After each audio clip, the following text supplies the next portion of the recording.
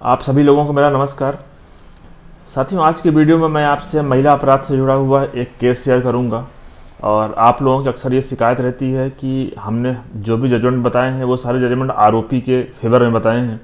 तो आज मैं आपसे जो जजमेंट शेयर कर रहा हूँ ये आरोपी के अगेंस्ट है और इस केस में डिस्ट्रिक्ट कोर्ट ने आरोपी को सज़ा दी है। जबकि बहुत साधारण सी बात थी कि एक लड़के ने एक लड़की का हाथ पकड़ा था और उसे धमकी दी थी। तो धमकी देना तो खैर बहुत आजकल बहुत कॉमन सी बात हो गई, लेकिन उसने जो हाथ पकड़ा था केवल उस आधार पे कोर्ट ने उसे 1 साल की सज़ा सुनाई, धारा 354 के अंतर्गत। अब साथियों, इस दौरान कुछ जजमेंट मैं आपसे शेयर करूंगा जो कोर्ट ने शेयर किए हैं। इस पे ये आपके लिए जानना जरूरी इसलिए है क्योंकि कई बार हमने देखा है कि प्रोसिक्यूशन जहाँ कमज़ोर हो जाता है, प्रोसिक्यूशन मीन्स जो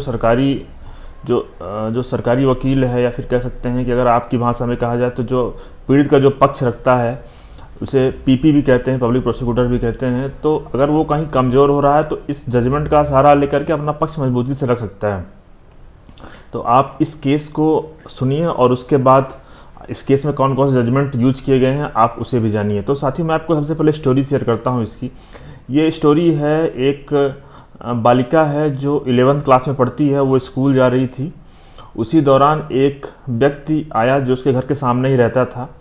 वो आया, उसका हाथ पकड़ा उसने और उससे कहा कि मैं तुमसे प्यार करता हूँ, मैंने अपने सीने में बाएं साइड तुम्हारा नाम गुदवा रखा है और अगर तुम मुझसे बात नहीं करोगी तो मैं तुम्हारे भाई को और तुम्हारे पिता को जान से ख़त्म कर दूंगा। ये जो घटना है ये है 19/2/2020 की, मतलब 19 फरवरी 2020 की घटना है। उसके बाद बालिका घर गई और उसने अगले दिन एफआईआर दर्ज करवाया। 20/2/2020 को उसने 20 फरवरी को एफआईआर दर्ज करवाया। इसके बाद साथ में उसमें एफआईआर दर्ज किया गया। जब एफआईआर दर्ज करने के बाद उसमें आरोपी की गिरफ्तारी की गई क्योंकि उसमें पॉक्सो एक्ट भी लगा था। पॉक्सो एक्ट का सेक्शन 7 और सेक्शन 8 लगा था इस पर। इसके बाद मामला जब कोर्ट पहुंचा, इसमें चार्ज फ्रेम हुआ। अब यहाँ पे अगर मैं आपको बताऊं कि यहाँ पे जो पॉक्सो एक्ट लगा था, पॉक्सो एक्ट देखिए मैं आपको बता दूं कि हर कंडीशन में पॉक्सो एक्ट की हर धाराएं नहीं लग सकती। केवल किसी के हाथ पकड़ने से अगर किसी केस में सेक्शन 7 और सेक्शन 8 लगा दिया तो गलत है। केवल सेक्शन 7 और 8 नहीं लगाया जा सकता उस कंडीशन में, वो मैं आगे चर्चा बताऊंगा आपको वीडियो में ही। तो साथ ही उसके बाद जब केस चला ट्रायल कोर्ट में, उसके बाद जब उसमें गवाही हुई, उसके बाद जो नए नए फैक्ट आए कुछ फैक्ट आपसे शेयर करता हूँ मैं। इसमें आरोपी का कहना था कि जो पीड़िता की जो उम्र है वो लगभग 20 साल के आसपास है और पीड़िता की ओर से जो सरकारी वकील ने जो दस्तावेज पेश किए थे, जो पुलिस ने जो जांच के दौरान पुलिस को जो मिले थे, उसमें उनकी मार्कशीट मिली थी और उसके अलावा उन्होंने प्रधानाध्यापक से भी उसको वेरीफाई कराया था, मीन्स उनकी भी गवाही कराई थी कोर्ट में, जिससे प्रमाणित हो गया था कि जो लड़की है उसकी जो उम्र है वो 2003 की है, मतलब उसका जो डेट ऑफ ईयर है वो 2003 का है। तो इसलिए लड़की की जो उम्र हो रही थी वो लगभग कुछ 16-17 साल के आसपास हो रही थी, 18 साल से कम ही थी लड़की की उम्र।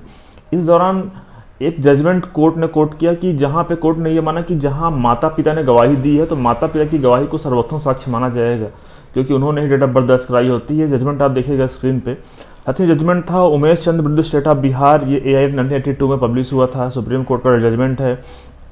यह भी सिद्धांत प्रतिपादित किया गया है कि माता पिता की साक्ष्य और जन्म प्रमाण पत्र उनके निर्धारण में श्रेष्ठ साक्ष्य होती है और जब यह साक्ष्य उपलब्ध ना हो तब स्कूल के रजिस्टर प्रविष्टि देखना चाहिए और वह प्रविष्टि की सामग्री और की सूचना के आधार पर की गई यह भी देखना चाहिए। तो साथ ही आप समझ गए होंगे कि यहाँ पे कोर्ट ने माता पिता की जो गवाही है उसको कितने इंपॉर्टेंस दिया कि उन्होंने जो गवाही दिया है और उसके अलावा जो और साक्ष्य हैं, तो इस जहाँ पे कोई कॉन्ट्राडिक्शन नहीं होता है। जैसे मान लीजिए कि किसी केस में हो सकता है कि ऐसा हो कि माता पिता गवाही दे रहे हैं, कई बार हो सकता है कि वो इंटेंशनली वो ऐसा गवाही दे रहे हैं कि लड़की की उम्र कम है, लेकिन जो दस्तावेज है वैसा बता रहे हैं कि लड़की की उम्र 18 साल से ज़्यादा है, तो उस कंडीशन की बात अलग है। लेकिन जहाँ पे सारे दस्तावेजों से ऐसा स्पष्ट हो रहा है कि लड़की की उम्र 18 साल से कम है, उस कंडीशन में जो उनकी साक्ष्य है उसे माना जाएगा, वो सर्वोत्तम साक्ष्य होती है, जैसा आपने जजमेंट में देखा। अब साथियों, जो दूसरा सहारा लिया गया आरोपी के द्वारा इस मामले को कमजोर करने के लिए कि एफआईआर देर से दर्ज कराई गई है। ये बात सही है कि घटना है 19 फरवरी 2020 की 11:30 बजे की सुबह की, लेकिन जो एफआईआर दर्ज करवाई गई वो 20 तारीख को कराई गई है, एक दिन बाद एफआईआर दर्ज करवाई गई है। तो इस प्रकार से निश्चित रूप से एफआईआर लेट दर्ज करवाई गई है। तो कई जगह इसका भी फायदा यहाँ पे कुछ केस में एक्यूज लेता है, लेकिन इस केस में उसे फायदा नहीं मिला क्योंकि इस केस में जो कोर्ट ने जो टिप्पणी किया है ये आपके लिए फायदेमंद हो सकता है जहां आप एफआईआर 1, 2, 3 दिन बाद लेट करा रहे हैं उस कंडीशन में। तो साथ ही यहाँ पे कोर्ट ने माना कि जहां पे महिला के साथ अपराध होता है तो निश्चित तौर पे वो द्वंद्व में रहती है, उसके मन में एक प्रकार से उतार चढ़ाव चलता है कि वो इसकी रिपोर्ट करे या ना करे, किसको बताए। कहीं कहीं जो बालिका होती है, वो जो बालक होता है, वो खुद को ही गिल्टी समझता है, इसलिए उसके मन में जो द्वंद्व चलता रहता है, इसलिए उसमें कई बार वो घर में शेयर नहीं कर पाते हैं और बड़ी मुश्किल से घर में शेयर करते हैं कई बार। तो इसलिए कोर्ट में जो 1 दिन का जो डिले था उसे कोर्ट ने नहीं माना और कोर्ट ने यहाँ पे 2 जजमेंट बताए, देखिएगा आप स्क्रीन पे। हालांकि जो पहला जजमेंट था ये था तारा सिंह विरुद्ध स्टेट ऑफ पंजाब 1991, ये एससीसी में पब्लिश हुआ था। इसमें बताया गया था कि सामान्य रूप से कोई भी बालिका अपने आप को ही दोषी समझती है, मन में द्वंद्व चलता है, परिवार वालों को ही बताने के लिए कई बार प्रश्न विचार के लिए उत्पन्न होते हैं और घर में बताने के लिए बच्चों को बहुत हिम्मत जुटानी पड़ती है।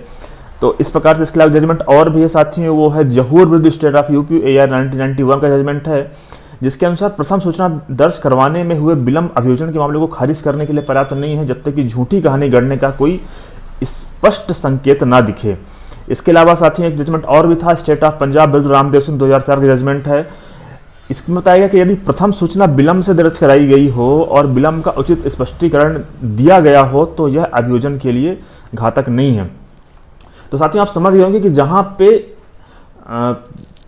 इसका स्पष्टीकरण है कि एफआईआर लेट दर्ज क्यों कराई गई है, तो वहां पे लेट एफआईआर दर्ज कराने का फायदा आरोपी को नहीं मिल पाएगा, जैसा कि इस केस में भी यही हुआ था।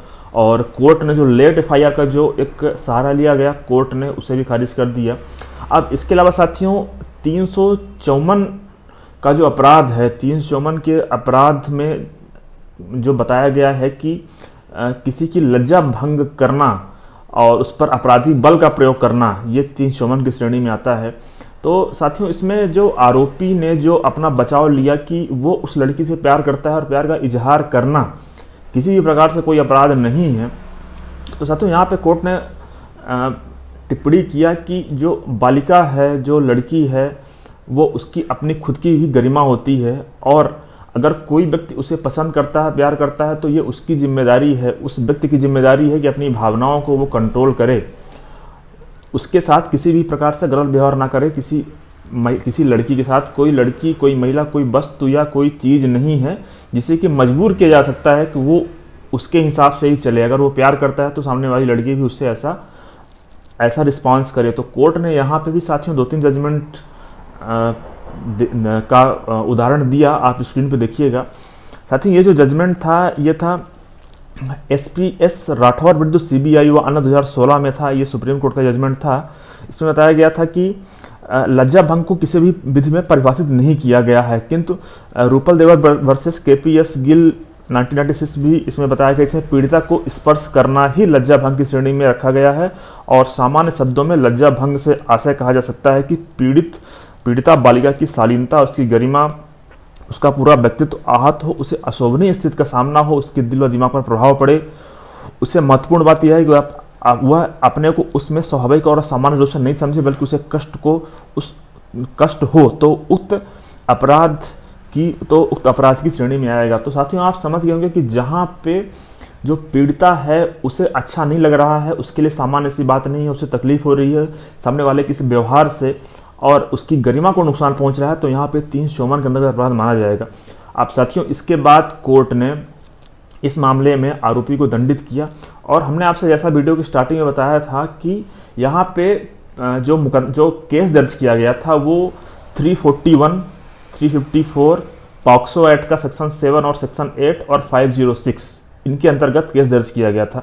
मैं आपको बता दूं कि पुलिस जब भी किसी मामले में केस दर्ज करती है तो पुलिस अपने हिसाब से धाराएं उसमें लगा देती है। उसके बाद अगर आरोपी को लगता है कि वो धाराएं सही नहीं, तो जिस टाइम पे फ्रेमिंग ऑफ चार्ज होता है, जब चार्ज फ्रेम होता है, उस टाइम अगर चाहे तो आरोपी अपने वकील के माध्यम से केस में आर्गूमेंट करा सकता है कि यह धाराएं सही नहीं है, यह धाराएं नहीं लगनी चाहिए। लेकिन जहाँ पे आर्गूमेंट नहीं होता वहाँ पे कई बार कोर्ट जो धाराएं पुलिस ने लगाई वही धाराएं लगा देती है। लेकिन जब मामले को डिसाइड किया जाता है लास्ट में, तो केस के फैक्ट के आधार पे उसमें कुछ धाराएं घटाई बढ़ाई जा सकती हैं, जैसा कि इस मामले में हुआ। इस मामले में 341 लगाई गई थी, जो होता है सदोष परिदोष, किसी का रास्ता रोकना। तो यहाँ पे वो धारा उसके जो इंग्रेडिएंट थे वो नहीं थे, उस लड़के ने उसका मार्ग अवरुद्ध नहीं किया था, बल्कि उसका केवल हाथ पकड़ा था, तो उसके लिए 354 की धारा लगाई गई थी। साथियों सेक्शन 7 में बताया गया पॉक्सो एक्ट के कि whoever with sexual intent touch with vagina, penis, anus और ब्रेस्ट, वो उसे सेक्शन 7 के अंतर्गत दंडित किया जा सकता है और इसमें जो सज़ा है 3 साल से 5 साल तक की सज़ा है। तो इस मामले में कुछ इस प्रकार से नहीं था, कुछ इस प्रकार से टच नहीं था उसका इन 4 पार्ट में, बल्कि इसे जो है तो इसे सेक्सुअल असॉल्ट, लैंगिक हमला के रूप में लिया गया, जो कि धारा 11 में बताया गया है पॉक्सो एक्ट के। तो इसलिए इस केस में सेक्शन 7 और 8 को हटा के सेक्शन 11 के अंतर्गत दंडित किया गया, इसमें 1 साल तक की सजा है। तो इस प्रकार से इस पूरे केस में केवल उसने हाथ पकड़ने बस से मात्र से कोर्ट ने आरोपी को 1 साल की सजा दी 354 के अंतर्गत और 1 साल की सजा दी पॉक्सो एक्ट के सेक्शन 11 के अंतर्गत। मुझे उम्मीद है हमने जो जजमेंट आपसे शेयर किया आपके लिए यूजफुल होगा, और जो पीड़ित लोग होते हैं जिन्हें ऐसा लगता है कि उनकी बात कहीं नहीं सुनी जाती थी, कुछ जजमेंट है उन्हें पढ़ें, जिससे उनको भी एक कॉन्फिडेंस आएगा कि हाँ उनकी बातें सुनी जाती हैं, और इसके अलावा अगर उनके केस में भी फैक्ट है तो निश्चित रूप से आरोपी को सज़ा दिलाई जा सकती है। इस प्रकार से मैं जजमेंट आपसे कुछ और भी शेयर करता रहूँगा जो मुझे लगेगा आपके लिए यूजफुल है। धन्यवाद साथियों।